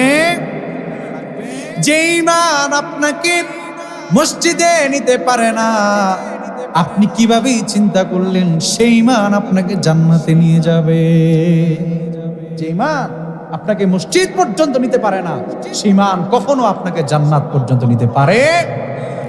আমার ভাইয়েরা, আল্লাহর হাবিব বলেছেন, বেনামাজির অবস্থা এমন হবে যে জান্নাতের সামনে দিয়ে যখন তারা যাবে, জাহান্নামের ফেরেশতারা তখন তাদেরকে এত জোরে জোরে আঘাত করতে থাকবে।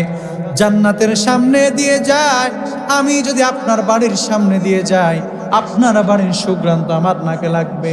কিন্তু জাহান্নামীদের হালাত এমন হবে, ফেরেশতার ফিরানি খাইতে খাইতে তার অবস্থা এমন হবে যে জান্নাতের সামনে দিয়ে যায়, কিন্তু জান্নাতের একটু পরিমাণ ঘ্রাণ তার নাকে লাগবে না।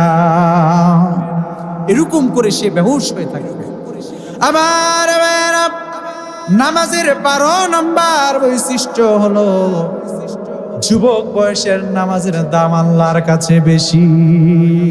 যুবক বয়সের নামাজ, আমার যুবক ভাইয়েরা, আপনারা এখন সুপ্ত আছেন, রুকু যত সহি করে আপনারা দিতে পারবেন, বৃদ্ধ হলে কি আর এইভাবে দিতে পারবেন? পারবেন না। যুবক বয়সের নামাজ আল্লাহর কাছে অতীব গুরুত্বপূর্ণ। যুবকেরা যখন দুনিয়াতে গমন করে, হাঁটে, দুনিয়া যেভাবে কাঁপে, যুবকেরা যদি সিজদায় অবনত হয়, আল্লাহর আরশ ঠিক তেমনই ভাবে কাঁপে। সুবহান। এজন্য যুবকের নামাজ আল্লাহর কাছে অতীব গুরুত্বপূর্ণ। আপনার ঘরে আগুন লেগে গেলে যেমন ভাবে আল্লাহর হাবিব তিনি সাহাবীদেরকে উদাহরণ দিচ্ছেন, সাহাবীরা, আগুন লাগলো তোমার ঘরে, তোমার ঘরে বৃদ্ধ বাবা আর তুমি যুবক, বলো তো কে আগে দৌড়াইয়া গিয়ে আগুনটা বন্ধ করতে পারে? আল্লাহর হাবিব বললেন, শুনো রে, কোন ব্যক্তি যদি বৃদ্ধ বয়সে নামাজি হয়, বৃদ্ধ বয়সে যদি আল্লাহর পদে ফিরে আসে, তাহলে পরে সে ক্ষমা পাবে কি পাবে না আল্লাহ পাক ভালো জানে। সে তার জাহান্নামের আগুন বন্ধ করতে করতে যদি তার হায়াত শেষ হয়ে যায়, বন্ধ করতে কিন্তু তার সুযোগ হয় না। অনেক বৃদ্ধ বাবাজির অবস্থা এমন হয়ে যায়। আর যুবক বয়সী কোন যুবক যদি নামাজের মধ্যে দণ্ডায়মান হয়ে যায়, ওই যুবক বৃদ্ধ হওয়ার আগে জাহান্নামের আগুনের যে আযাব, জাহান্নামের যে কঠিন বিভীষিকাময় আগুন, সে আগুন যেন সে বৃদ্ধ হওয়ার আগেই বন্ধ করে ফেললো। এজন্য শুধু যুবক না, যেহেতু প্রজেক্টরের মাধ্যমে অনেক যুবতী বোনেরাও শুনছেন, যখন আপনারা বৃদ্ধ হননি, মনে রাখবেন এখন আপনার শরীরের সবকিছু সতেজ আছে।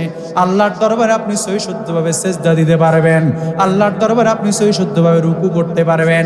এমন একটা সময় আসবে চেয়ার ছাড়া আপনি নামাজ পড়তে পারবেন না, বসে বসে আপনি নামাজ আদায় করতে হবে, পায়ের ব্যথার কারণে আপনি দাঁড়াতে পারবেন না।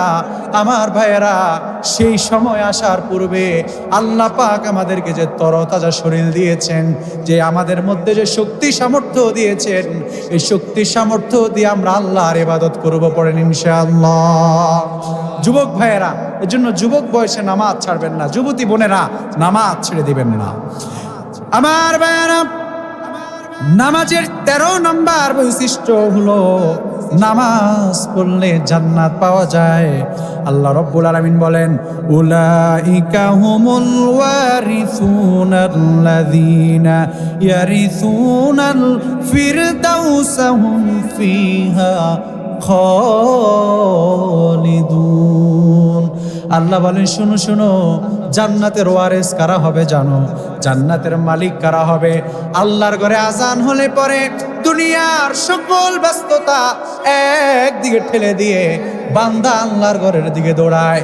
ওই গুণ যার ভিতরে আছে, আল্লাহ বলেন জান্নাতের মালিক ঠিক তারাই হয়ে যাবে। আমার ভাইয়েরা, এই নামাজ আল্লাহ কেন দিয়েছেন? এবার আসুন বাকি পয়েন্টগুলো আমরা শুনি। নামাজের 14 নম্বর বৈশিষ্ট্য হলো নামাজ দিয়ে জীবন পরিচালনা করতে হবে। নামাজ দিয়ে কি করতে হবে? জীবন পরিচালনা করতে হবে। আপনি বলবেন যে হুজুর, নামাজ দিয়ে জীবন কিভাবে পরিচালনা করব?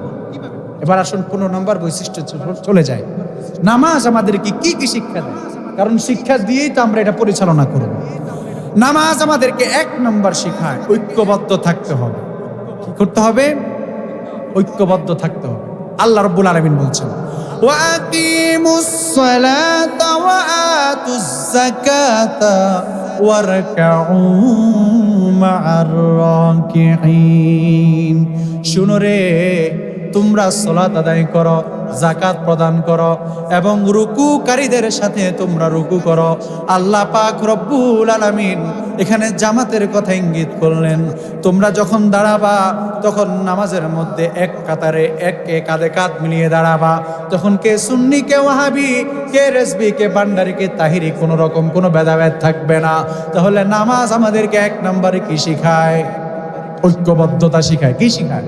ঐক্যবদ্ধ। আমাদের দেশে যত প্রকার ঠেলাঠেলি ভাই, মাযহাব নিয়ে, এটা নিয়ে সেটা নিয়ে। আমি বাহিরের রাষ্ট্রে আল্লাহ পাক রব্বুল আলামিন আমাকে কয়েকটি রাষ্ট্র সফর করার সুযোগ দিয়েছেন। বিশেষ করে আমি যখন মসজিদুল হারামে নামাজ আদায় করলাম, মসজিদুল হারাম থেকে যখন বের হলাম এবং মক্কার কয়েকটি মসজিদ আল্লাহ পাক আমাকে নামাজ পড়ার সুযোগ দিয়েছেন। নামাজ পড়ে যখন বের হই, কত রকমের কত মাযহাবের ব্যক্তিকে সেখানে দেখতে পাই, কিন্তু কেউ কাউকে নিয়ে খোঁসায় না। আমার দেশে যত খোঁসাখুঁসি, মারামারি, সুন্নত নফল নিয়ে ভাই কোনো দরকার নাই। কেউ যদি বুকে হাত বেঁধে নামাজ পড়ে, সেও পড়ুক। আপনি যদি নাভির নিচে হাত বেঁধে পড়েন না, কোনো সমস্যা নাই, এটা সুন্নাহ। আপনি এখানে পড়লেও হাত বাঁধলেও নামাজ হয়ে যাবে। আপনি যদি হাত ছেড়ে দেন তাও আপনার নামাজ হয়ে যাবে। এগুলা নিয়ে কেন দ্বিধাদ্বন্দ্ব করেন?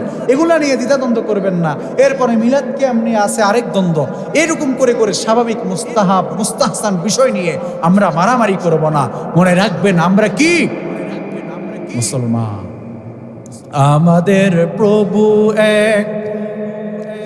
এক নবীর উম্মত, জীবন বিধানে ওই শিবানী কোরআন। তবে কেন এক নও হে মুসলমান, এক হও করিয়া আহ্বান।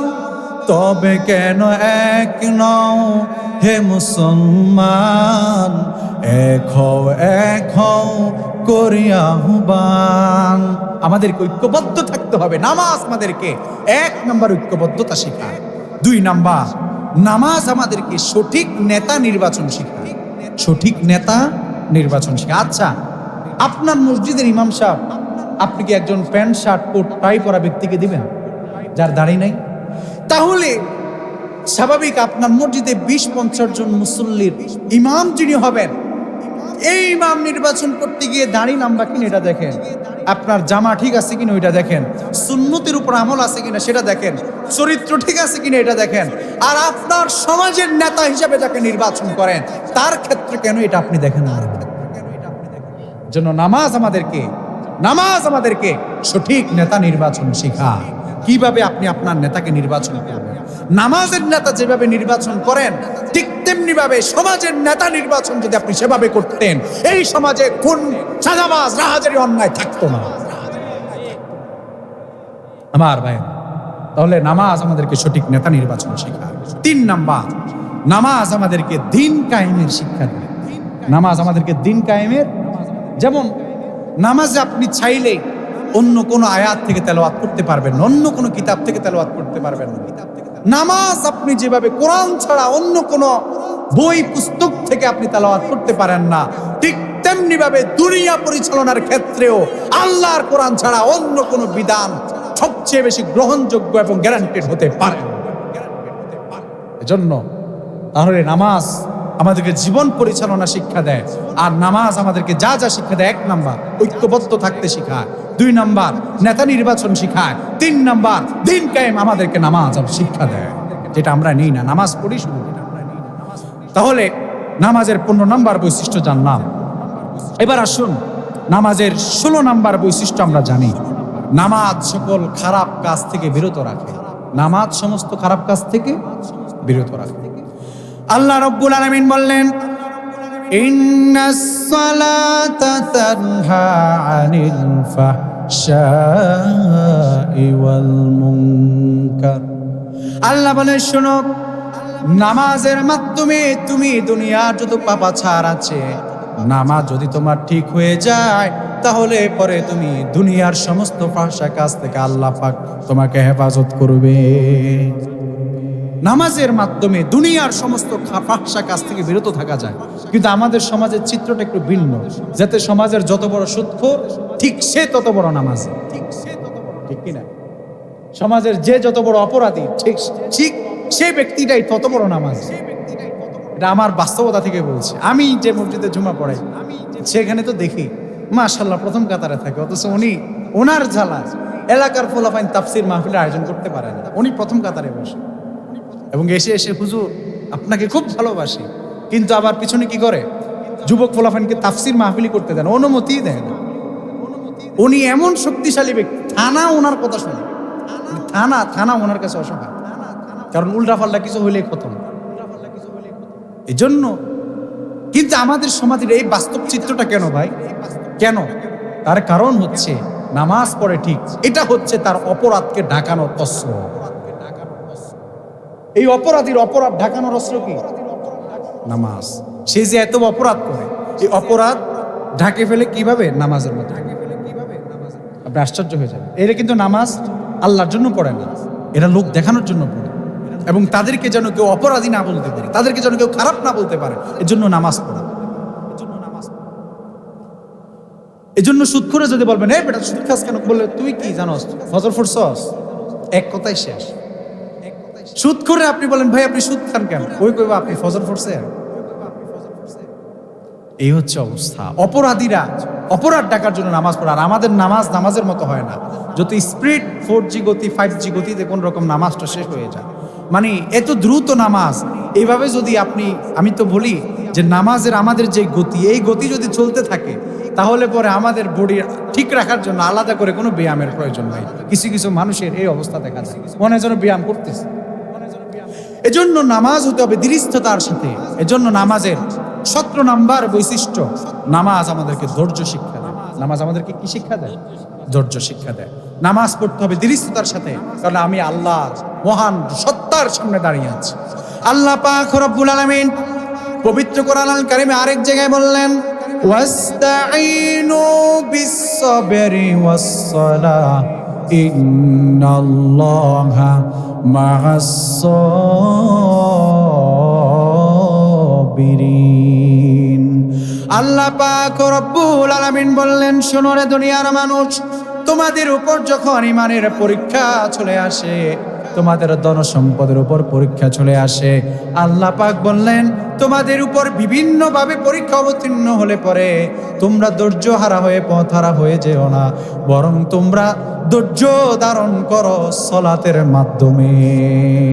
এজন্য আমি বলি, একটা জুতাও যদি ছেড়ে যায়, কোনো পীরের দরবারে গিয়ে চাইবেন না, কোনো মাজারে গিয়ে চাইবেন না, আল্লাহর ঘরে চলে যান, 2 রাকাত নামাজ পড়ে আল্লাহর কাছে ফরিয়াদ করেন। আমার ভাইয়েরা, আল্লাহ পাক বললেন, শুনো শুনো, তোমরা ধৈর্য ধারণ করো সালাতের মাধ্যমে। তার মানে ধৈর্য, নামাজ আমাদেরকে ধৈর্য শিক্ষা দেয়। ধৈর্য এটা এমন একটি বিষয়ের নাম, আপনি যদি নামাজে ধৈর্য হারা হয়ে যান, নামাজ যেমনি ভাবে আপনার ছুটে যাবে, দুনিয়াতেও যদি আপনার ধৈর্য না থাকে, দেখবেন আপনি জীবনে কোনোদিন সফল হতে পারবেন না। সফলতা অর্জনের জন্য প্রচুর ধৈর্য দরকার। জীবনের সফলতা আপনি যদি অর্জন করতে চান, আপনার ভিতরে যদি ধৈর্য না থাকে, জীবনেও আপনি সফল হবেন না। ব্যবসায়ী হতে দুনিয়ার প্রত্যেকটি পরতে পরতে ধৈর্য এক অপরিসীম অংশের নাম। নামাজের 18 নম্বর বৈশিষ্ট্য, নামাজে দোয়া কবুল হয়। নামাজে দোয়া কি হয়? কবুল হয়। আমার প্রিয় ভাইরা, ফরজ নামাজ তো আমরা আমাদের মতো করে আদায় করব, কিন্তু অন্যান্য যে নামাজ, নফল নামাজ, এই নামাজগুলোতে সেজদায় যখন আপনি অবনত হয়ে যাবেন, আপনি বাংলা ভাষায় আল্লাহর দরবারে সেজদায় আপনি যা ইচ্ছা তা চাইবেন, আল্লাহ পূরণ করবে। যুগ শ্রেষ্ঠ ইমাম যে কিতাব আমরা পড়ি, ইমাম বুখারী রাহমাতুল্লাহি আলাইহি, তিনি যখন জন্মগ্রহণ করেন তখন তিনি অন্ধ ছিলেন, চোখে দেখতেন না, অন্ধ ছিলেন, দেখতেন না, জন্মান্ধ। ইমাম বুখারীর মা গভীর রাত, ইমাম বুখারীর বাবা নাই, আমার ভাইয়েরা এতিম সন্তানকে নিয়ে এভাবে নিজেরা পাশে রাখলেন। আল্লাহর দরবারে সেজদায় পড়ে গিয়ে বলছেন, ওগো রব, আজ তোমার দরবারে এমন সেজদায় পড়লাম, এক হয় তুমি আমার সন্তানের চোখ ফিরিয়ে দিবা, আর না হয় আমি তোমার দরবার থেকে মাথা তুলব না। আল্লাহু আকবার। আল্লাহর বান্দি লম্বা সময় ধরে সেজদায় পড়ে আছে। যখন লম্বা সময় সেজদা থেকে মাথা উঠালেন, মাথা উঠিয়ে দেখছেন ইমাম বুখারী তিনি নজর করে তার মায়ের দিকে তাকিয়ে আছেন। সুবহানাল্লাহ। এবং ইমাম বুখারীকে আল্লাহ পাক এমন চক্ষু দান করলেন, এমন দৃষ্টিশক্তি দান করলেন, ইমাম বুখারী মৃত্যুর আগ দিন পর্যন্ত ইমাম বুখারী ছাদের আলোর নিচে বসে বসে তিনি বুখারী শরীফ লিখেছেন, হাদিস সংগ্রহ তিনি করেছেন, চশমা লাগেনি। আল্লাহু আকবার। এজন্য আল্লাহর প্রতি অগাধ বিশ্বাস। আপনি যখন কোনো অভাবে পড়ে গেলেন, কোনো বিপদে পড়ে গেলেন, বাঁচার কোনো পথ আপনি দেখছেন না, আল্লাহকে সাক্ষী রেখে গভীর রাত বলছি, আল্লাহর দরবারে সিজদায় পড়বেন। আল্লাহ তুমি আমাকে দিবা, এটা আমার তোমার কাছে চাই, মহান রব তুমি দিতে পারবা। চান না, আল্লাহ দেখবেন পথ খুলে দিবে। বিগত সরকারের আমলে আমি চট্টগ্রামে ঢুকলেই গ্রেফতার। আল্লাহর দরবারে শুধু মাথাটা নোয়া চাইলাম, গো আল্লাহ, যে অবস্থা চট্টগ্রাম ACD Act এর পার হলেই আমি গ্রেফতার, কারণ একটা সমস্যা হয়েছিল সরকারি লোকের সাথে, আপনি আমাকে বাঁচাবেন। সেজদায় পড়ে আল্লাহর কাছে চাইলাম। পরের দিন ওই এলাকার একজন নেতা তিনি বলছেন, হুজুর আপনি আমার বাড়িতে মাহফিল করবেন, কিসের অনুমতি, আসেন। তিনি আমাকে নিয়ে গেছেন। তো বিষয়টি হচ্ছে এমন, আল্লাহর প্রতি আপনার যত বিশ্বাস, আমি এটা সচক্ষে দেখেছি, এটা আমি নিজে প্রমাণ। জীবনে বহুত বিপদে আমি পড়েছি, যখনই আমি বিপদে পড়েছি, আল্লাহ পাক রব্বুল আলামিনের দরবারে যখন আমি মাথা অবনত করেছি, আল্লাহর কাছে চেয়েছি, আল্লাহ আমাকে দিয়েছেন। কেন আপনি দরবারে দরবারে দৌড়ান? কেন আপনার গরু ঘাসি লাগবে? আমাদের সমাজে আরেকটা খারাপ কালচার আছে, সেটা হচ্ছে দর কষাকষি করি আল্লাহর সাথে, এটা করা হারাম। যেমন আমাদের সমাজে অনেকে দেখা যায় যে বলে যে আল্লাহ আপনি যদি আমাকে এই বিপদ থেকে উদ্ধার করেন, তাহলে আমি অমুক মাদ্রাসায় একটা ছাগল দেব। তার মানে বিষয়টা হচ্ছে রবের সাথে আপনার দর কষাকষি করছেন, আল্লাহ আপনি আমারে দিবেন, আমি আপনারে দিব। এটা করা হারাম। বরং আপনি আগে দান করে দিবেন, এ আল্লাহ আমি এই ছাগলটি দান করলাম, আপনি আমাকে এর বিনিময়ে এই বিপদ থেকে উদ্ধার করুন। এই মান্নত জায়েজ। এই মান্নত জায়েজ। আমার মা বোনেরা অনেকেই কোনো বিপদে পড়ে গেলে যে আমি অমুক মসজিদে দান করব যদি সুস্থ হয়ে যায়, না, আপনি দান করে দিবেন আল্লাহ যেন সুস্থ করে দেয়, এটা মনে রাখবেন। তাহলে নামাজে দোয়া কবুল হয়। আপনি যখনই কোনো বিপদে পড়ে যাবেন 2 রাকাত নফল নামাজের নিয়ত করবেন। আপনার স্ত্রী প্রেগনেন্ট অবস্থায় আছে, এখন এমন অবস্থা আপনি কঠিন বিপদের মধ্যে পড়ে গেছেন, হসপিটালে দৌড়ানোর আগে আমি আল্লাহর কাছে চান আল্লাহ যেন নরমাল এটা সেরে ফেলে। কারণ সিজার করা আপনি কি মনে করছেন এটা খুব ভালো বিষয়, ভালো জিনিস? আজকের সমাজে তো সিজার ছাড়া সন্তান হয়ই না। এটা এক বড় গভীর ষড়যন্ত্র। বিভিন্ন টিকার মাধ্যমে বিভিন্নভাবে আমাদের শরীরে বিভিন্ন ভাইরাস পুশ করছে, যার কারণে এখন অবস্থাটা এমনই হয়ে গেছে যে সিজার ছাড়া বাচ্চা হয়ই না। অথচ সিজার এটা একজন নারীর জন্য খুব ক্ষতি বয়ে আনে। এই জন্য আল্লাহর কাছে দোয়া করবেন, আপনার সন্তান যখন সেজদায় লুটিয়ে পড়ে আল্লাহ আপনাকে সেরে ফেলবে, এটা আল্লাহ পাক আপনাকে সারিয়ে দিবে। আরে ভাই, আমি আপনি জন্ম হয়েছি না এগুলা ছাড়া? জন্য আল্লাহর প্রতি অগাধ বিশ্বাস আমাদের থাকতে হবে। বিপদে পড়লে পরে নামাজের মাধ্যমে আল্লাহর কাছে চাই। নামাজের 19 নম্বর বৈশিষ্ট্য, শেষ দিকে আমি চলে যাচ্ছি। নামাজে মুনাফিক চিনা যায়। নামাজে কি চিনা যায়? মুনাফিক চিনা যায়। আমার ভাইয়েরা, মুনাফিকরা যখন নামাজের মধ্যে দাঁড়ায় তখন তাদের অনেকগুলা বৈশিষ্ট্য আছে। এই বৈশিষ্ট্যগুলো যদি আপনার মধ্যে থাকে তাহলে মনে রাখবেন আপনার ভিতরেও মুনাফিকই আছে। 1 নাম্বার, মুনাফিকরা অলসভাবে নামাজের মধ্যে দাঁড়ায়। অলসভাবে নামাজের মধ্যে দাঁড়ায়, এটা মুনাফিকের বৈশিষ্ট্য। 2 নাম্বার, মুনাফিকরা অন্যকে দেখানোর জন্য নামাজ পড়ে। অন্যকে দেখানো যাবে? আল্লাহ রাব্বুল আলামিন পবিত্র কোরআন আল কারীমে সূরাতুল মাউনের মধ্যে বলছেন, আল্লাযীনা হুম আন সালাতিহিম সাহুন আল্লাযীনা হুম ইউরাউন। আল্লাহ পাক বলছেন দুর্ভোগ সে নামাজীদের জন্য। আমরা বললাম কাদের জন্য? আল্লাহ বললেন যারা লোক দেখানোর জন্য নামাজ আদায় করে। এজন্য লোক দেখানোর জন্য নামাজ আদায় করা যাবে না। 3 নাম্বার, ইচ্ছা করে নামাজে দেরি করে। আগে আসে না, টাইম টু টাইম আসতে গিয়ে অনেক দেরি করে, এজন্য নামাজে দেরি করা যাবে না। ইচ্ছা করে নামাজে দেরি করা, অনেক যুবকেরা ওই কাজ করে। অনেকে আজান হওয়ার সাথে সাথে মসজিদে যায় না, জামাতের ওয়াক্তের টাইম কখন হবে তখন যায় না, আগে চলে যাবেন, দেরি করবেন না। এরপরে 4 নাম্বার বৈশিষ্ট্য, নামাজে তারা খুব তাড়াহুড়া করে নামাজ পড়ে নেয়, খুব তাড়াহুড়া তার। 5 নাম্বার, তারা আল্লাহকে নামাজে স্মরণ করে। 6 নাম্বার বৈশিষ্ট্য, এটা নাসিরউদ্দিন আলবানী রহিমাহুল্লাহ তিনি বলেছেন, যারা সুন্নত এবং নফল ছেড়ে দেয় এগুলার ধার ধারে না, সুন্নত নামাজ পড়ে না, ফরজের ফরজে সুন্নত আছে এটা পড়ে না, এটা মুনাফিকের আলামত। ফরজ পড়লে পর আপনি সুন্নত পড়লেন না, আপনি আল্লাহর নবীকে মূল্যই দিলেন না। এজন্য সুন্নত আদায় করবেন, সুন্নত কাজা করবেন না। অতীব গুরুত্বপূর্ণ একটি বিষয়। আজকে সমাজে অনেক যুবককে দেখা যায় ফরজ পড়ে সুন্নত পড়ে না, এজন্য সুন্নত আদায় করবেন। নামাজের সর্বশেষ বৈশিষ্ট্য, সময় শেষ। নবীর জীবনের শেষ বাক্য ছিল নামাজ। নবীর জীবনের শেষ বাক্য ছিল কি? নামাজ। আমার ভাইয়েরা, আল্লাহর নবী তিনি বিমর্ষ অবস্থায় আছেন। হযরত ফাতেমাতুজ জাহরা রাদিয়াল্লাহু তাআলা আনহাকে আমার নবী ডাকলেন, ফাতেমা কাছে আসো। আল্লাহর নবীর মেয়ে আল্লাহর নবীর কানে কানে এসে বলছেন, ওগো আমার বাবা, কিভাবে আমি আপনাকে ছাড়া দুনিয়াতে বেঁচে থাকবো? আল্লাহর নবী ফাতেমার কানে কানে বললেন, ফাতেমা রে, যেদিন আমি দুনিয়া থেকে চলে যাব, আমার পরিবার পরিজনের মধ্যে যারা বেঁচে আছে সবার আগে তুমি ইন্তেকাল করবা। আল্লাহর নবীর মৃত্যুর মাত্র 6 মাস পরে আম্মাজান আমাদের মা নবীর প্রিয় কন্যা হযরত ফাতেমাতুজ জাহরা রাদিয়াল্লাহু তাআলা আনহার ইন্তেকাল হয়েছে।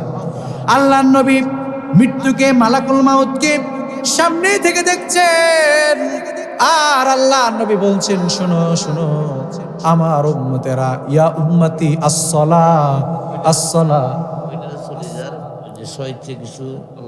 আসসালাহ নামাজ। এজন্য আল্লাহর নবীর জীবনের শেষ বাক্য ছিল কি? নামাজ।